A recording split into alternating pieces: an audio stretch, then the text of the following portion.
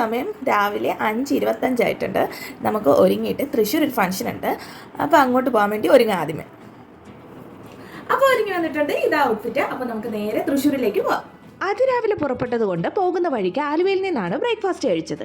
നല്ല വിശപ്പുണ്ടായിരുന്നു. അവിടെ നിന്ന് നെയ്ദോശയും പേപ്പർ ദോശയും വടയും ചായയും കാപ്പിയും ഒക്കെ കുടിച്ച് ഇറങ്ങി. അധികം വൈകാതെ തൃശ്ശൂർ സേക്രഡ് ഹാർട്ട് ചർച്ചിൽ എത്തി.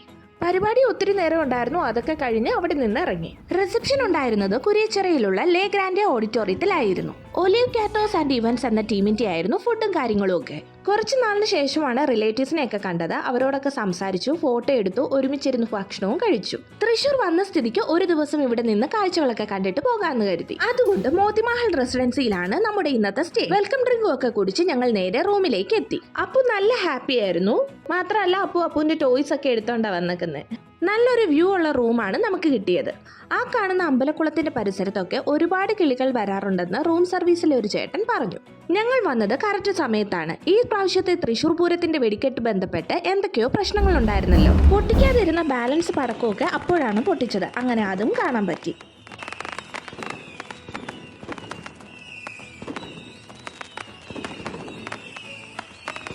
പിന്നെ ആ റൂമിൽ നല്ലോണം റിലാക്സ് ചെയ്ത് ഒരു ചായയും കാപ്പിയൊക്കെ ഇട്ട് കുടിച്ച് ക്ഷീണം മാറ്റി.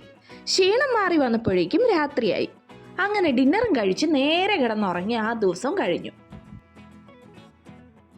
പിറ്റേ ദിവസം രാവിലെ തന്നെ ഞങ്ങൾ കുളിച്ച് റെഡിയായി. ഈ റൂം വെക്കേറ്റ് ചെയ്തിരുന്ന സമയത്ത് ഏറ്റവും മിസ് ചെയ്തത് ഈ വ്യൂ ആണ്. തൃശ്ശൂർ വന്നാൽ എങ്ങനെ വടക്കുംനാഥ ക്ഷേത്രം കാണാതിരിക്കുക? അപ്പോൾ നമുക്ക് ആദ്യമേ തന്നെ അമ്പലത്തിലോട്ട് പോകാം. അപ്പോൾ സമയം 7 മണി. അപ്പോൾ നമുക്ക് നേരെ അങ്ങോട്ട് പോകാം.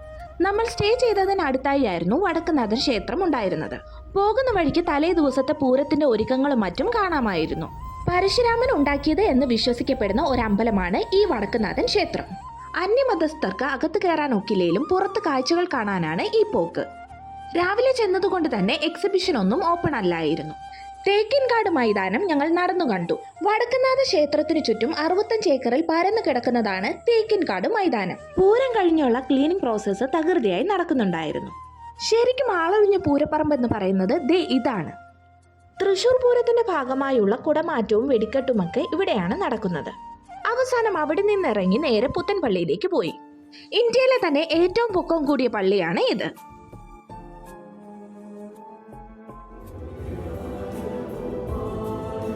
കുർബാനയും കണ്ട് ഞങ്ങൾ തിരിച്ചു റൂമിലേക്ക് വന്നു.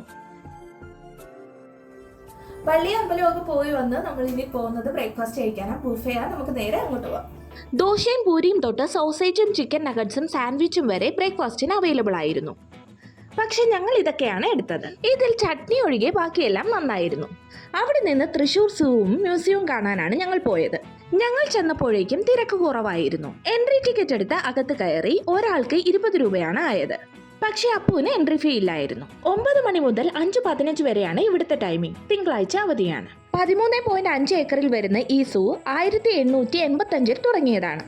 നമ്മുടെ ഇന്ത്യയിലെ ആദ്യത്തെ സൂകളിൽ ഒന്നാണ് ഈ തൃശ്ശൂർ സൂ. അങ്ങനെ കറങ്ങി നടന്ന് കുറച്ച് ആനിമൽസിനെയും ബേർഡ്സിനെയും ഒക്കെ കണ്ട് അപ്പു ഹാപ്പിയായി. തിരുവനന്തപുരത്തെ സൂ വെച്ച് നോക്കുമ്പോൾ ഇവിടെ കാണാൻ അധികവുമില്ല. മാത്രമല്ല വൃത്തിയും കുറവായിരുന്നു.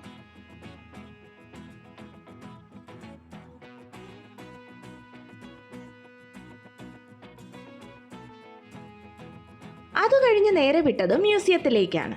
അവിടുത്തെ എക്സിബിറ്റ്സും കാര്യങ്ങളുമൊക്കെ കണ്ടു. ഓരോ കലകൾ, നമുക്ക് പണ്ടുണ്ടായിരുന്ന പാത്രങ്ങൾ, ആയുധങ്ങൾ, മ്യൂസിക്കൽ ഇൻസ്ട്രുമെന്റ്സ് ഇവയൊക്കെ ഇവിടെ കാണാമായിരുന്നു. തടി കൊണ്ടുണ്ടാക്കിയ രൂപങ്ങൾ, ശില്പങ്ങൾ, അതുമാത്രമല്ല കുറച്ച് ആനിമൽസിന്റെ സ്റ്റഫ്ഡ് മോഡൽസും ചെങ്ങല്ലൂർ രംഗനാഥൻ എന്ന ആനയുടെ ഫുൾ ബോഡി സ്കെൽറ്റനും ഉണ്ടായിരുന്നു.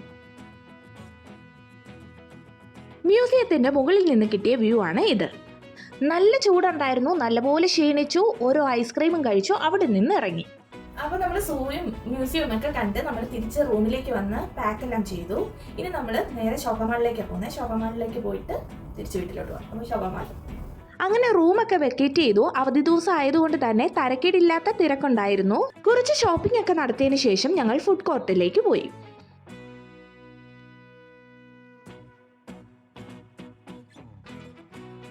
കഴിക്കാനായി ഹൈദരാബാദി ചിക്കൻ ബിരിയാണിയും ചിക്കൻ പോപ്പും ബർഗർ മീലുമാണ് പറഞ്ഞത്. കുടിക്കാനായി 2 ടൈപ്പ് ബോബ ടീയും വാങ്ങി. നല്ല വിശപ്പുണ്ടായിരുന്നു. അവിടെ നിന്ന് കഴിക്കുകയും കുടിക്കുകയൊക്കെ ചെയ്തു. അങ്ങനെ അതും കഴിഞ്ഞ് ഞങ്ങൾ നേരെ പോയത് അപ്പുവിന് കളിക്കാനായി കുട്ടികളുടെ പ്ലേ സോണായ ഫൺ അൺലിമിറ്റഡിലേക്കാണ്.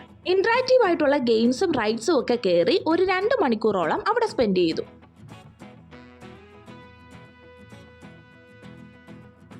മാളിൽ നിന്ന് ഇറങ്ങും മുന്നേ അവിടെയുള്ള ഫോട്ടോ ബൂത്തിൽ നിന്ന് ഫോട്ടോയും എടുത്ത് ഇറങ്ങി. അങ്ങനെ ശോഭമാളിൽ നിന്നിറങ്ങി നേരെ ആലപ്പുഴ വീട്ടിലേക്ക്. അപ്പോൾ ഇത്രയേ ഉള്ളൂ. അപ്പോൾ നിങ്ങൾക്ക് ഈ വീഡിയോ ഇഷ്ടമായിട്ടുണ്ടെങ്കിൽ ലൈക്ക് ചെയ്യാനും ഷെയർ ചെയ്യാനും സബ്സ്ക്രൈബ് ചെയ്യാനൊന്നും മറക്കണ്ട. അപ്പോൾ അടുത്ത നല്ല വീഡിയോ കൂടി കാണാം. Till then take care and bye from ട്രീനി.